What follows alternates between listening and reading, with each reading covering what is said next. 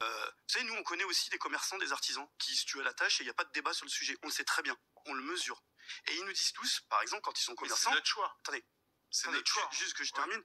Et qui nous disent, heureusement qu'il y a des jours fériés, puisque vous parlez que si tout le monde travaille le 1er mai, forcément, il n'y aura plus de clients pour venir le 1er mai. Donc la question, c'est pas celle-là. La question, c'est comment on fait pour vivre de son travail. Et pour que votre commerce fonctionne, vous êtes à côté des Champs-Élysées, à côté des Champs-Élysées. Donc c'est pas le même problème que les commerçants que je rencontre en province, qui sont dans d'autres difficultés que les vôtres, et c'est tant mieux que votre business les grands ponts, soit fini. C'est les gens mais j'y arrive, oui, ça dépend où c'est qu'on habite. Oui, quand on est dans des milieux ruraux et désindustrialisés, vous êtes sûr que le problème des commerçants, c'est pas que ce soit ouvert ou pas, c'est le pouvoir d'achat des gens.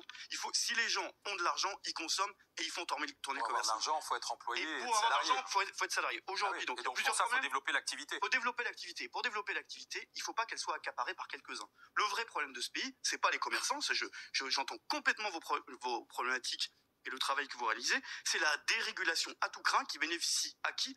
Aux grands groupes et à la sous-traitance. En face de nous, il y a un monsieur qui, je crois, avait une entreprise de masques qui fait qu'aujourd'hui...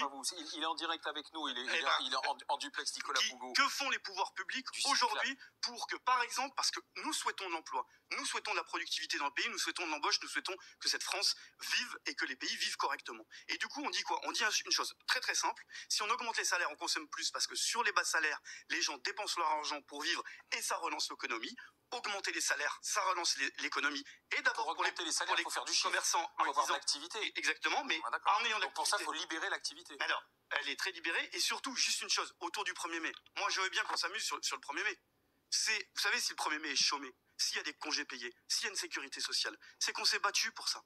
Et si le 1er mai est chômé et qu'il y a du muguet, c'est parce que c'est une lutte internationale des travailleuses et travailleurs. Et vous savez quoi? Sur le travail, le sens de l'histoire, pour vivre mieux, pour vivre plus longtemps, pour descendre...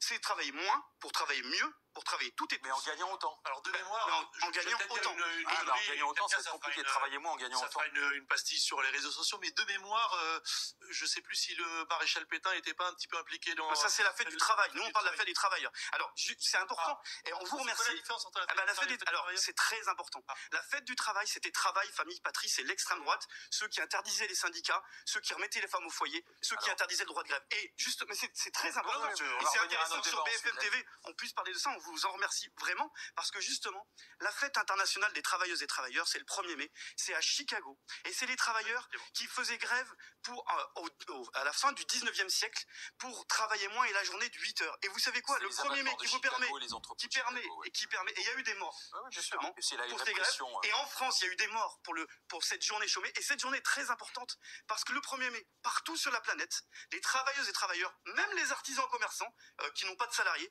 ils manifestent pour vivre et travailler mieux. Donc cette fête-là, elle est sacralisée parce que c'est la seule journée, j'insiste sur le sujet, où c'est une journée chômée et rémunérée, chômée et payée. La seule, c'est la journée des travailleuses et travailleurs. Moi, je dis simplement quelque chose de très simple. Aujourd'hui, et je tiens à saluer la personne qui avait une entreprise de masques, son problème c'est quoi? C'est pas qu'il a pas trouvé des gens qui voulaient pas travailler. Son problème, c'est qu'il y a un problème de marché public où plus on parle de relocalisation, plus il y a des suppressions d'emplois. Et donc nous, on a des mesures très claires pour aider les entreprises. Parce que nous, vous savez, le chômage et les licenciements, on sait trop ce que c'est. On n'en veut pas. On les subit systématiquement. Au moment où on parle, la CGT a fait relever plus de 300 plans de licenciement. Il y en a de fait le double. C'est 300 000 personnes qui vont être sur le carreau. Donc je vous assure, on les subit, les licenciements. Et le chômage, il ne faut ne jamais y avoir été pour savoir ce qu'on était. Par plaisir. Justement, on y arrive. Et donc, l'activité dont on vient de parler, nous on propose des éléments très concrets. Il faut que pour les marchés publics, il y ait des mesures sociales, des critères sociaux et environnementaux pour que une partie de ce qui est consommé ici doit être acheté ici. Comment ça se fait que l'armée, par exemple, ça fait du protectionnisme. Mais nous, on est pour le protectionnisme solidaire. Vous savez quoi? C'est marrant parce que c'est à peu près le programme de Donald Trump. Alors, justement, ça va très bien. Donald Trump, c'est des douanes pour les milliardaires. Ça ne protège que les intérêts des GAFA et des multinationales. Nous, ce qu'on propose, c'est de la régulation qui permette à tout le monde de vivre, aux petites et aux moyennes entreprises, aux salariés d'être payés correctement. Vous les régulez là où on veut réguler, donner de la souplesse et de la liberté. Mais restons sur l'exemple des masques. Oui, vous avez appelé...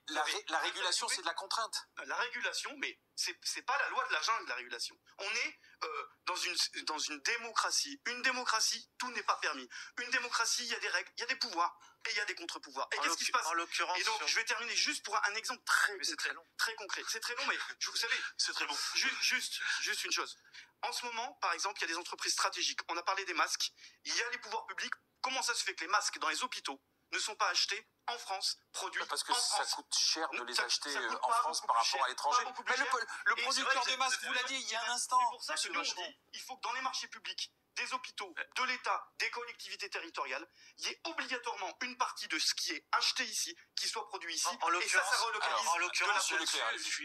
En France, la particularité, c'est que plus de 50% du PIB est lié à la consommation. Augmenter les salaires, c'est relancer l'économie, c'est bon pour l'emploi, c'est bon pour le petit commerce, et c'est vers ça qu'il faut aller. C'est pour ça que le 1er mai, il faut manifester, comme partout dans le monde, justement. Merci.